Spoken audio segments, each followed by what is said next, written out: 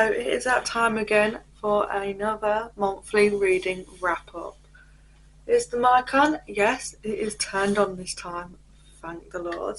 So in August, I read 9 books. I finished a whole series. Sorry, I'm so tired. But yes, I have finished a whole series. In fact, I read the last 3 in one series and finished a complete series this month. I read 6 physical books, and I want to say 3 on Kindle. 3 on Kindle. And the first book I have lost the dust jacket of, and this is When the Moon Hatched. Just look at that, I love that. Broken things make the sharpest weapons. And honestly, this book, I don't even know how to put into words, but I had high hopes for this. It didn't meet any expectations that I had, hence why this was actually rated a 3 star.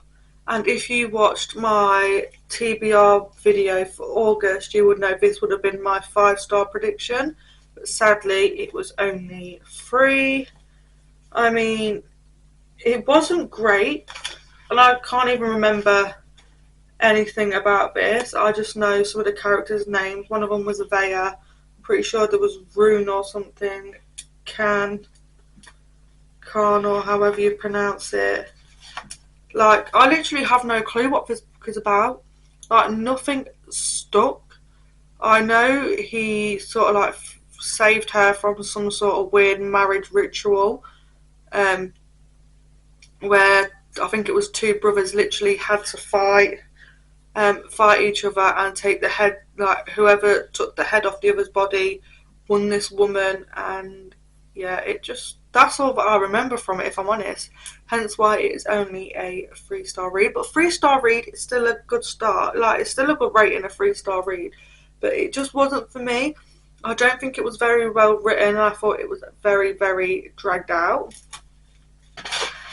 And then we have Kindle books. So I finished the Dirty Air series. I read the first one in July, which was Throttled. I then read Collided. Is it Collided?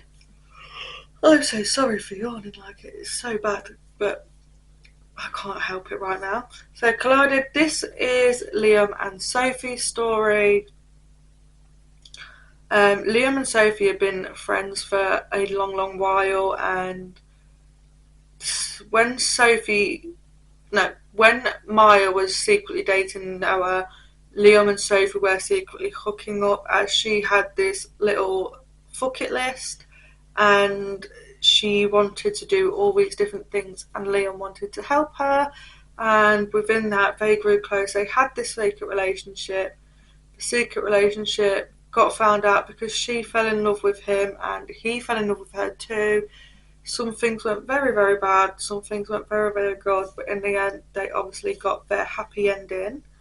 And then we had Rex. This was Jax and I want to say Elena's story, or Elena, I can't quite remember the name. But Jax is British. I think he was British or something along that way. And he had a very, very famous dad. His mum is a very poorly woman. She had some sort of disease that he could catch too, and he suffered with his mental health, with his anxiety, and needed to take medication. And he was putting off having this like genetic testing to see if he had this disease. And then obviously Elena, I'm pretty sure that's her name, she grew up with her grandparent, because her parents were sadly murdered one night, and she hid in a cupboard or something along them lines with a book to continue reading it, but her dad got involved with the wrong people. These people took his life. So she's made something of herself because her grandmother she needs care facilities and she doesn't have the required funds for this. So she works within F1 helping sportsmen get their reputation sorted. So she is also hired as Jax's babysitter. Yes, a grown man needed a babysitter, and well, things go from there. They hated each other at first, they was teasing each other, and then other things happened and they became close, and Jax did the test. It weren't the result that they was hoping for, but Elena stood by him no matter what. Yes, there were hard times, like in the others there was hard, but there was also good. And then we have Redeemed. This book made me cry. The first, I want to say, couple of chapters, what happened to Santiago was heartbreaking. I could never picture myself being in them shoes, and he, from a certain accident that he had, because it was a huge accident and it scared everybody. His whole life got flipped upside down. He was no longer able to drive a Formula One car. But then Chloe is Santiago's love interest, but not till further along in the book. She wants to meet her dad because her mum is a piece of crap. Let's just say that. Her mum is not a nice parent, but she wanted to know who her dad was, so her friend did this DNA thing online and he got his address. But Chloe was climbing Santiago's tree, and well, Santiago caught her and she dropped her phone and he takes it. She tries to get it back, but then Maya turns up and they have to, Santiago and Chloe have to fake date, but they both gain these like real life feelings pretty quick, and they both support each other in a way that is so magical, so brilliant. And we see Santiago come into his own and help all these little children with Chloe by his side, and it is one of the best books I've read. Redeemed is honestly my favourite out of that whole series. So now, I'm going to say next now, this video, I should have said this at the beginning, this video is only going to be short because the series that I actually finished, as you can see, was this bad boy. This is Akita. I adored these books. Honestly, I did not want these books to end. The first one took me a while to get into, but once I got to certain points, I loved it. I really didn't like Tamlin from the start. I just thought, this man, get a grip. Like, come on, get a grip. This book was so good. Absolutely loved it. Feyre tries to rescue Tamlin from Amarissa or something. I can't even pronounce her name.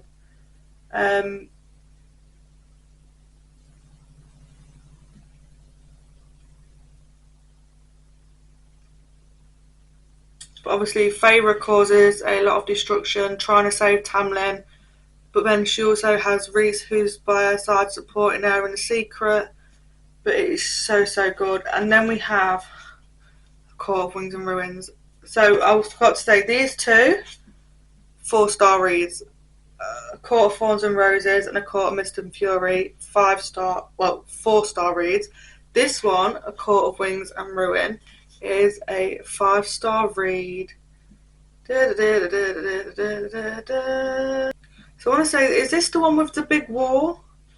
But Feyre leaves the Night Court to try and smooth things over with Tamlin in a way, just so their plan comes into action. Rhys is obviously hiding all this from his friends, so they doesn't know that this is the big part of their plan. They all think Feyre's turned their back, but really she could never do that to Rhys because she absolutely adores Rhys. Obviously so much happens in this, but I totally enjoyed this book from start to finish, and I flew through this book in a day. I started at 10 o'clock in the morning and finished at 1:30 the next morning. I stayed up just to finish this book because I couldn't put it down. A Court of Frost and Starlight. This one wasn't really that great. It was sort of like a filler book just to pass the time, and it is Feyre's first winter solstice as High Lady because her and Rhys obviously find out that they are mates, and they get this. They go to someone to get it ordained basically and say, yes, you are mates, here you go. But In this, Feyre finds out that her family also have deeper wounds than she lets on, and she tried to bury her wounds for a very, very long time, but she doesn't want the others to bury theirs, and she wants to be there to support them through it. So, in A Court of Silver Flames, this is book 5, 4-star reads for me. And this is sort of like we're in Nesta and Castian's head. Cassian's head. So we are practically in their head and feeling and seeing their every emotion. Nesta is still sure she doesn't want anything to do with Cassian, but Cassian will always protect Nesta in a way that nobody else can. And there is so much between the two of them, it's unreal. But Feyre and the rest of the Night Court obviously gave Nesta two options. She either does what they say, stop drinking and everything like that, and go to the House of Wind, or she gets put back in human lands with nobody around to support her at all. So she goes up to the House of Wind. She starts to train after so much stuff that she refused to train in front of anybody, so they train her somewhere else.